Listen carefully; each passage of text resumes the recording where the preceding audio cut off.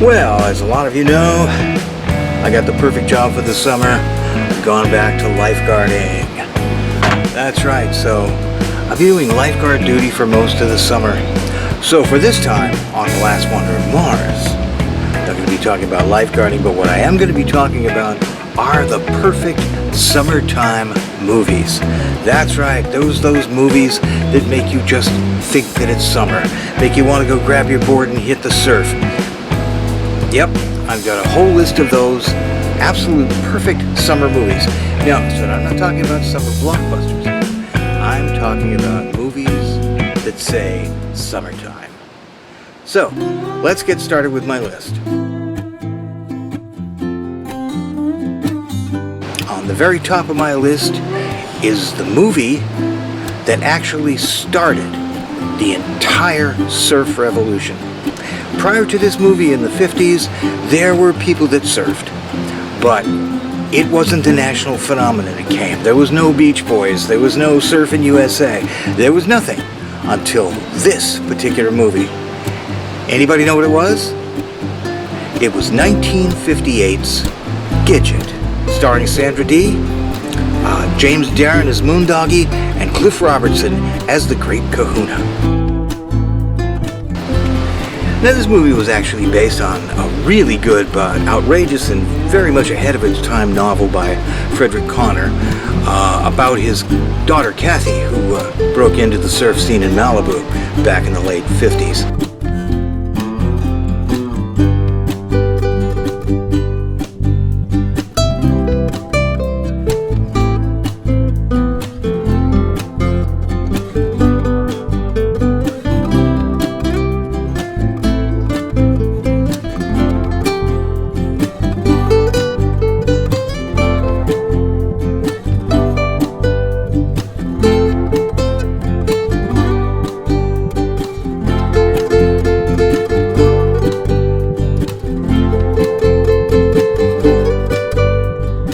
The film is really family-oriented and totally squeaky clean. However, it introduced everyone to the surfer life, living in a beach shack in Malibu, riding the waves every single day. After this movie came out, everything exploded. You saw surf shops open up and down Pacific Coast Highway in Southern California. Everybody had a board. Everybody wanted to go to the beach and try it out. But this was the movie, Gidget. In 1958, Columbia Pictures. That was the one that started it all. That's the first on my list. Now, second on my list comes from the very same time period, but it's from a filmmaker named Bruce Brown. Now, Bruce Brown was more of a documentarian that made traditional theatrical movies. Now, back once the surf revolution started, after Gidget, when everybody had a board, you could go down to almost any civic auditorium back in those days and see a whole slew of surf films, and they were all the same.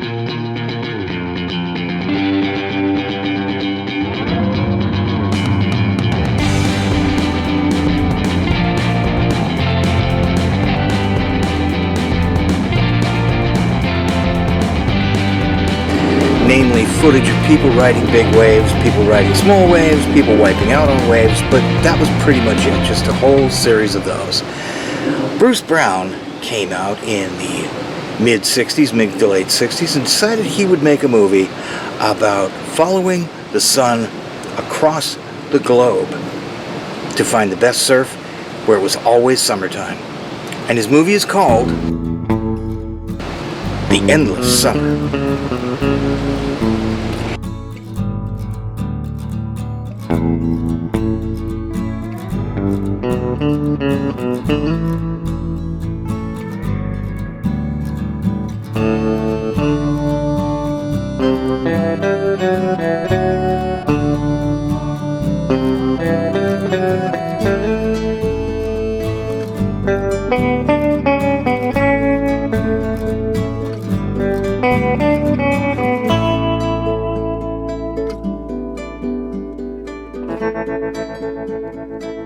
Now, In the Summer had a sequel, of course, that came out. In the Summer 2 wasn't nearly as well received, but the best thing you can say about this one, my favorite scenes from the In the Summer, is surfing in Africa when all of the fishermen wanted to try this guy's boards. It was amazing. Two surfers and Bruce Brown. And then, of course, finding Cape St. Francis, which is still being written today. But the spot itself has been renamed. It is now called Bruce's Beauties. All right, next up on our list. For my next pick, we're going to have to descend down into the deep. And it's there we'll find the film that spawned the line, "You're gonna need a bigger boat." That's right.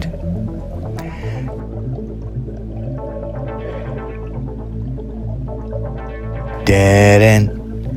Dun dun dun dun dun dun dun dun dun dun dun. It's Jaws. The story is simple. A girl vacationing on Amity Island is eaten by a shark.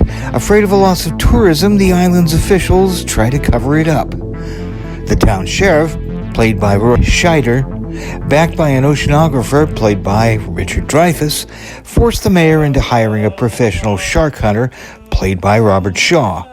Second part of the film sees the three of them on an old wooden fishing boat in a hunt for the shark, reminiscent of Moby Dick. For we've received orders for to sail for old England, and hope very shortly. The catchphrase of this 1999 film, "Just when you thought it was safe to go back in the water," became a summertime motto. Jaws is a true classic adventure monster movie, and it's Steven Spielberg at his all-time best. And even if the mechanical shark, which was named Bruce, is a little dated, it would be hard to imagine welcoming the summer without a viewing of Jaws.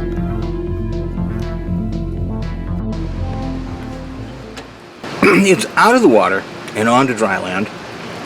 This film was actually George Lucas's second major film, and it's all about not only the end of summer, but probably pretty much the end of innocence.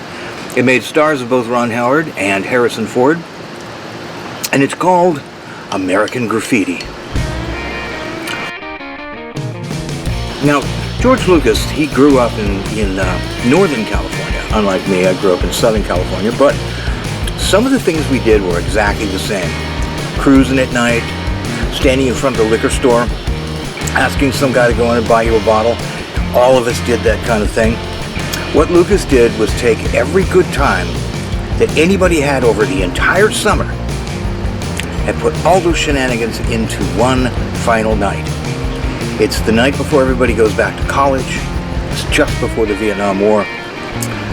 This, more than anything else, is one of the ultimate summer films, even though it's not in the water. It's American Graffiti.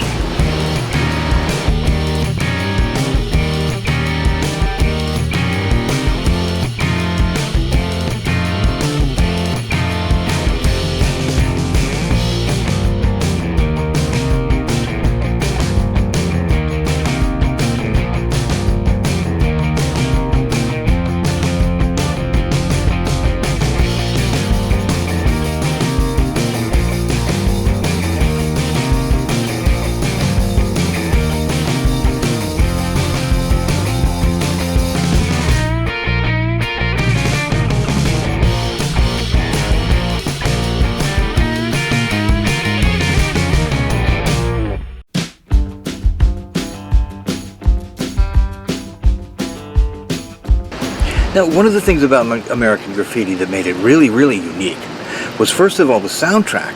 Throughout the entire film, you're hearing contemporary songs by contemporary artists, and that had never been done before because of obvious licensing issues. So, Lucas went through one devil of a time trying to get all the different songs put on there, but as you're cruising, listening to music was one of the most important factors. and also was the introduction of one DJ that everyone's listening to while they're cruising, and that was Wolfman Jack. Now, Wolfman Jack was somebody we all listened to on the radio. There were so many rumors about him, that he was an outlaw, that nobody knew what his racial origins were.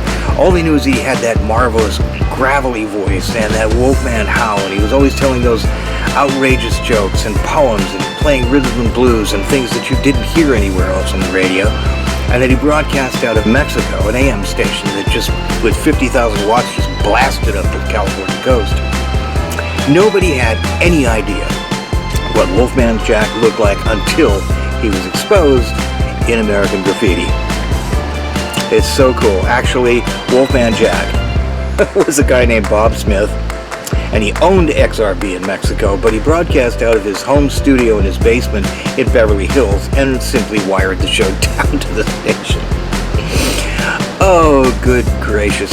Later he did Midnight Special, and he did the first of the Shock and Rock review shows at Knott's Halloween Haunt, and a lot of other things. He was known all the way through the 80s until his unfortunate death in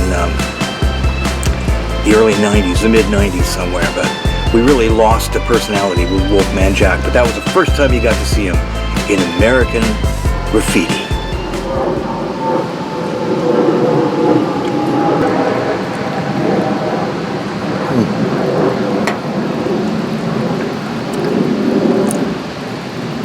Oh, that was a surprise. It was rum, and I thought it was tequila. And it was going to be tequila because of our next movie up, which is Tequila Sunrise. Now, this film takes place in Manhattan Beach. You see the pier, you see the Outcrown. That's a town that I lived in for many, many years. And that is the scene in the background of Tequila Sunrise. It features Mel Gibson and Kurt Russell and Michelle Pfeiffer when she was at her most stunningly beautiful. She owns a restaurant, and Mel Gibson goes there all the time because he's madly in love with her. Well, he's a drug dealer, or he was, and he tried to quit. His best friend is Kurt Russell, who works drugs out of the sheriff's station in Lomita, and they're all looking for Carlos, who's the main drug runner from Mexico. He was played by Raul Julia, who really had some fine acting chops, especially when he did the Addams Family movies. Unfortunately, he died young, which was just a loss to everyone because he just shines in this one. Everyone is good at this, and the thing that makes it the best is every single location is genuine. It was shot completely in Manhattan Beach, all the way down to the swing set where they have that, where Mel Gibson and Kurt Russell have that one iconic scene. So, yeah, it's action-packed. It's exciting. It's the beach, man. It's summertime. It's Tequila Sunrise. Oh yeah, this is an awesome film. Just an awesome film. You know, I just look at it and go, oh man, that's home. Because I just lived up the street from where this was filmed. Wow, amazing. Summertime personified. Tequila Sunrise. Except it's still rum. Well, enough of this inland stuff. We're back in the water for our next pick. And that is Point Break. Keanu Reeves and Patrick Swayze at the very best. This is the story of a FBI agent. That's Reeves, right? And his partner. They're suspecting that a whole group of bank robbers calling themselves the ex-presidents, because they always show up and rob the banks of the presidents in ex-presidents' masks. They suspect, because they find some sex wax on a counter, that they might be surfers. So Keanu Reeves learns to surf and encounters Patrick Swayze, who is the bodacious leader of the surf clan. Learns how to surf, gets involved with the surf culture. Point Break. It's exciting. The surf scenes are awesome. The chase scenes. There's one chase scene in this movie that lasts like 5 minutes, and it's one continuous shot. It wasn't edited or anything else. They just run through a backyard in Venice, California, and just continue from there. The camera just follows them all the way through to the conclusion of this chase. It's incredible. Point Break. Now there was actually a sequel or a remake of Point Break that was made just a few years ago, but that movie, if I was to give it any credibility, well, I wouldn't give it any credibility. It's like a Hoover vacuum cleaner. It sucks. No, go for the real. Point Break. Great surf scenes. All of them done by the principals themselves. Swayze was actually surfing, so was Keanu Reeves. This is an awesome film. It says summer. It literally screams summer, you know? It really, truly does. And they also used a new technique that was made in filmmaking those days, to where they could use a set of filters so that they could film the scene during the daytime and make it look like they were out surfing under moonlight. And it's as convincing as can be. I mean, in some of the old serials that they made back in the 30s and 40s, even in the 50s, they would shoot night scenes and then they would just underexpose it so that everything seemed dark and you would think, oh, it's nighttime. These filters that they use in Point Break, honest to God, it looks like they're surfing in the moonlight.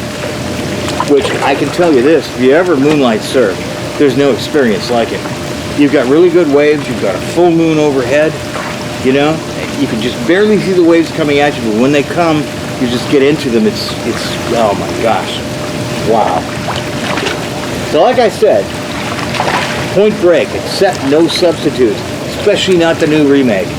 In fact, it's kind of an insult that they even named it Point Break, because this is just simply awesome. Good old Johnny Utah, that was Keanu Reeves' name. And then the idea that they end the film with a jump out of a plane into Mono Lake, which a lot of people don't know this, but Mono Lake is where most of the drinkable water comes from if you live in Los Angeles. Yeah, what a film. What a movie. Love the end of it too. Holy crap. Yeah, that's summertime, man. Like all the rest of these things, Gidget and The Endless Summer and Tequila Sunrise and American Graffiti, all of them are summer. This one says it just as well as all the rest of them. Yeah, Point Break. Oh! For my next flick, it's out of the water and onto a different kind of board. I like surf movies after Gidget. There have been a ton of skateboarding movies as well. Most of them are pretty lame, but this one is a standout film based on a true story about the birth of extreme. And it's called The Lords of Dogtown. Dogtown is the story of three surfers from Venice, California, Jay Adams, Tony Alva, and Stacy Peralta, who, as the original Z-Boys, took the art of skateboarding to new extreme levels. Great skating, stellar performances, including Heath Ledger in possibly his best performance after the Joker as Skip Ingram, the owner of the Zephyr Surf Shop. Plus, this wonderful movie includes the best summertime line of all, when Jay Adams says, "Well, boys, looks like we're going to be on summer vacation for the next 20 years. Amen. This isn't just a good skate flick, it's a great movie, period. And since it was written by Stacy Peralta himself, you wouldn't expect less, would you? Alright, for the next one, we're back in the water.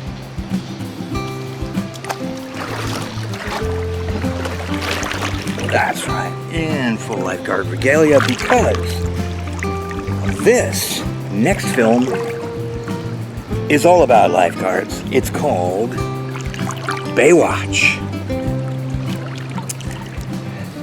Now, Baywatch originally started out as like a classic series of the 80s and 90s. It was first on the network, then it got thrown off, then it was back on syndication, it got picked up, then networks picked it up again, then it's back in syndication. It was like the 80s and 90s TV show that absolutely would not die. And the idea was it was about the Los Angeles County lifeguards, who are the best lifeguards in the world, bar none. So when they made a series about this, it just went off the scale. Years and years and years and years after the classic series was over, they decided to make a film version of Baywatch.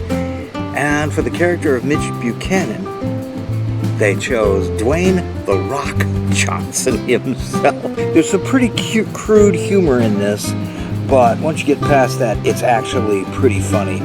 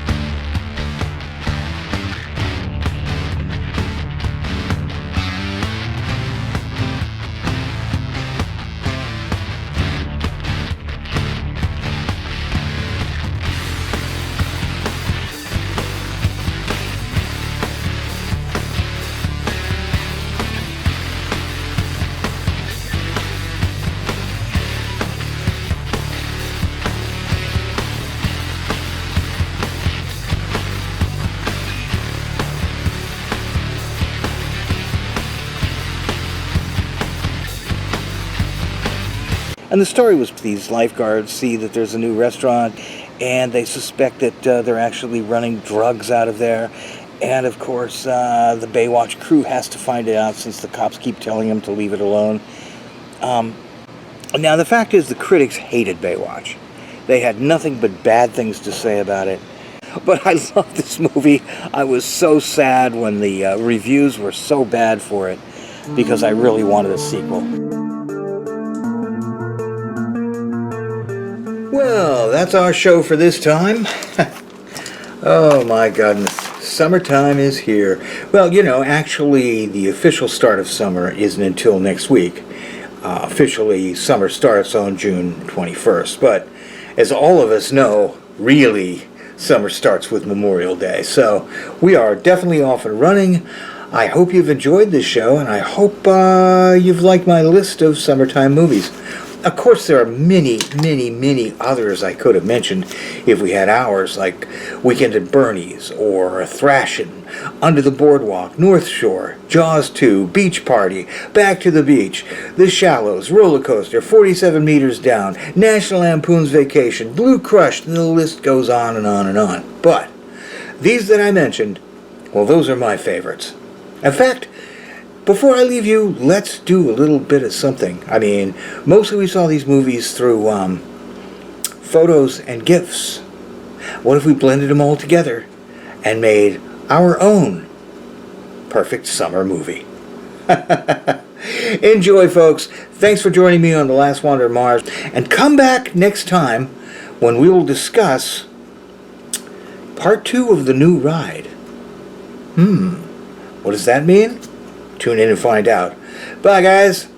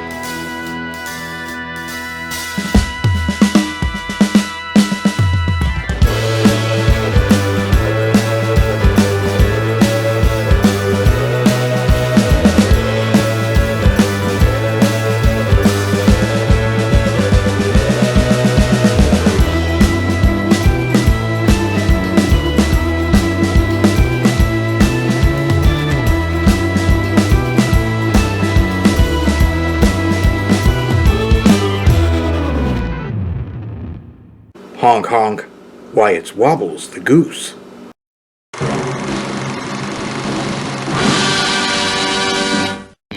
If you liked what you've just seen, leave me a comment below. I'd love to know what you think. And please, like us. And share this episode with someone you think might enjoy it too.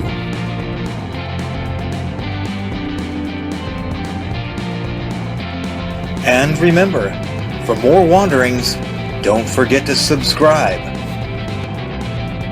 Smoking rockets, Commander? You mean they haven't subscribed already? And when you subscribe, don't forget to ring that little bell to receive notifications of upcoming shows.